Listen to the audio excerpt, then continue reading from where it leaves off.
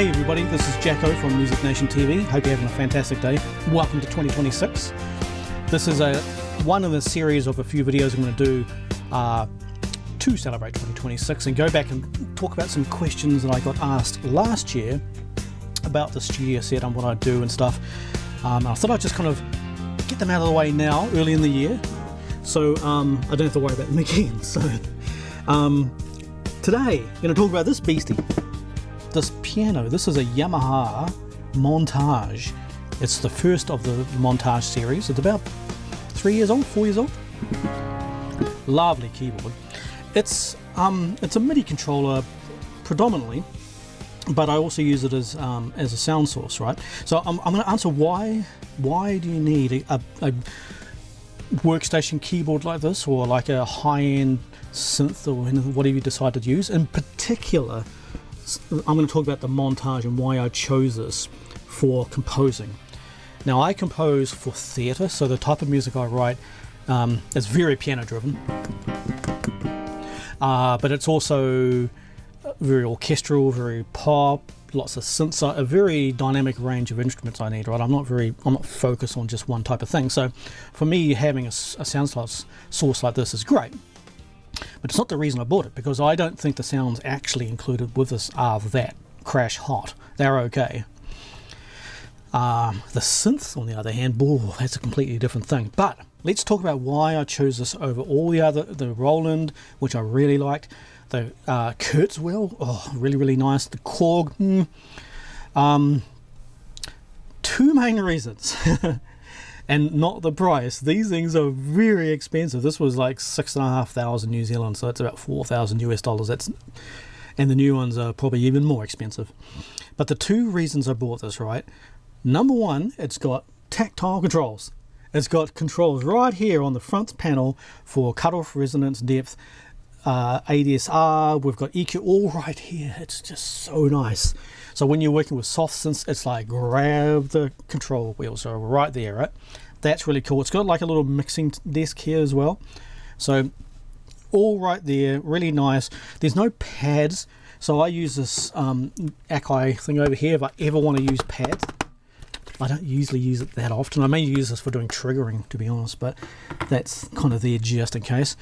But yeah, so the tactile control schmicko. The second thing I really like about this, it's got a thing called Montage Connect. So if we pay attention to the door over here, let me just kind of add it in as a VST plugin. Yamaha right there, Montage Connect. That's it. All right. So what this does is interfaces with the piano, but not as a mixing. I've got another software which allows me to kind of interface with the synths and stuff, but what this interfaces with is the saved content that's inside here. What that means, I don't need my computer on to start writing music. If I can come down in the middle of the night, or whenever I might be in the middle of playing a game or something, and I'm like, woo, I've got a great idea. All I got to do is push record on the Montage here and write it in. Right? Whatever my idea is, and it's saved. And then I can carry on with my life. And then I can do another idea, and I can write in 4 or 5 ideas or something. The computer's not even on, right? Because it's all saved in here. And with the Montage Connect, it's just a matter of opening it up here and then bringing in some of the songs that I've been saving. I don't even know what I've got in here. What's Tuesday? So let's say Tuesday. I like Tuesday. Drag and drop. Dedoosh. There's whatever Tuesday is. Do I even want to play it? It could be something quite embarrassing. No, it's nothing. Okay, well, it would be a song. Let's see if we can find something that is a song, eh? Give me a Mr. Keyboard. What's new song 9? Let's have a look at you. Yes, there we go. New song 9.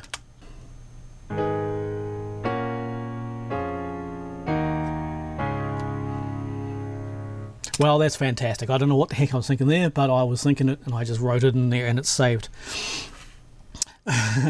So it's like it's a very expensive notepad. And what I like about it, I'm not going to go into a demo of how it works, right? But basically, if you push record, you play something in, then I can push record again and say play in the drums. I can play in the guitar, the bass, all that kind of stuff. You just kind of overwrite it and it just keeps layering it up. And when you drop it in here, each of the instruments, you'll see that there's, like in this case, there's 3 instruments been saved. They all get dropped in there, so you'll have drums and bass and guitar. Everything I wrote here will just transcribe over here, so, you know what I mean? So yeah, I love that feature. I couldn't at the time find another keyboard that could do that.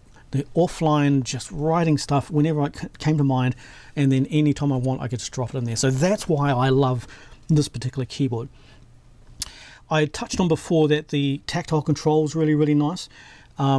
It's kind of cool for doing VST effects and that, but I don't usually use a lot of VST synths, but if I was to, it's very easy just to, you know, you do the MIDI learn thing and learn each of the controls here. It has an assign section, so you can actually customize these. And it has this thing here called a big knob.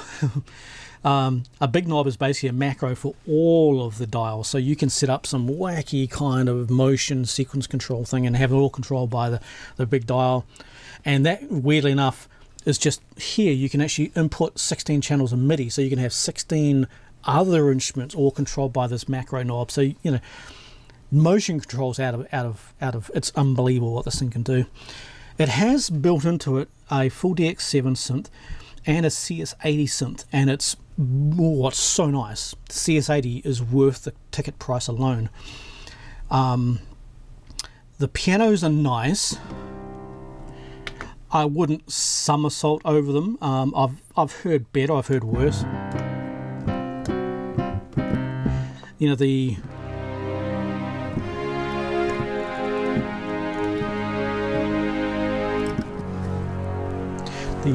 strings are okay.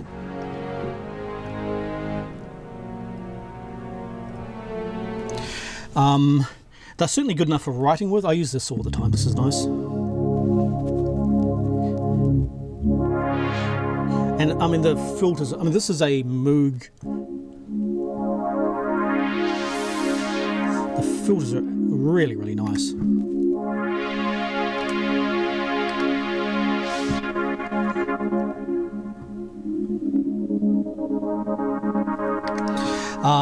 Yeah, so tons of things like that I could go, you know, show you if you wanted, right? But just, I mean, it's a high-end machine, right? So the synth stuff is incredible.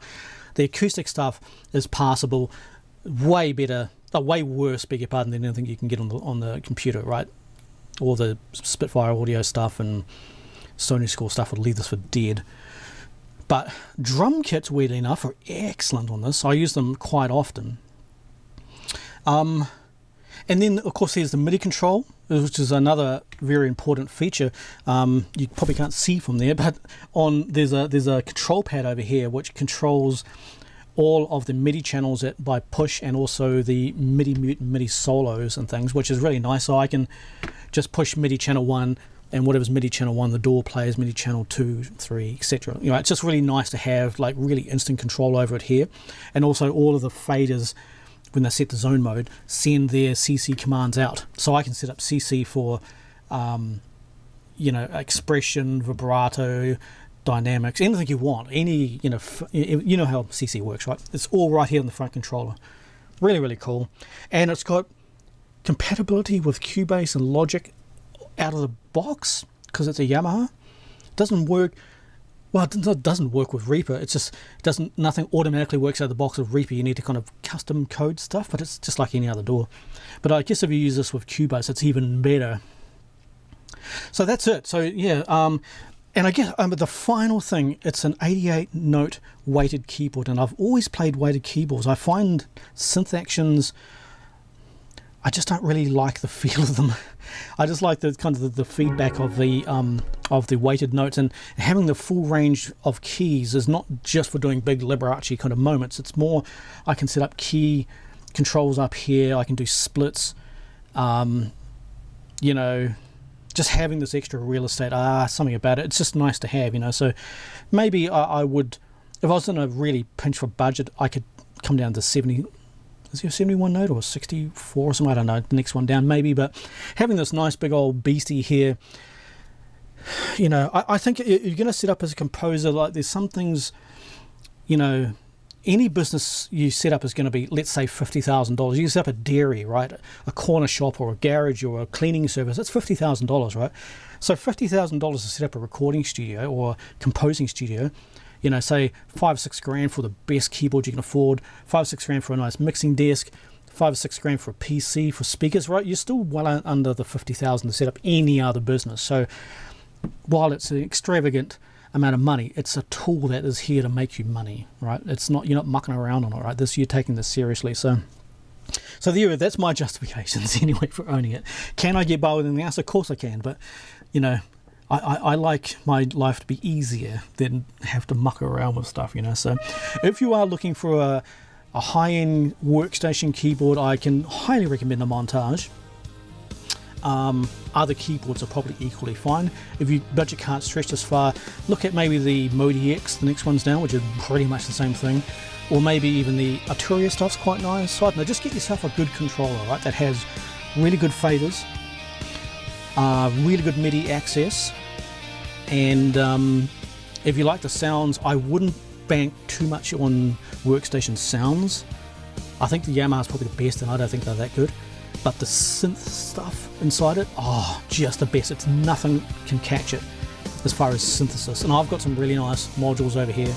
TG77, I've got some other modules back there. This one still sounds so nice. Yeah, so there we go. Okay, so thanks for watching. This has been Jacko, and see you in the next video. Okay, bye.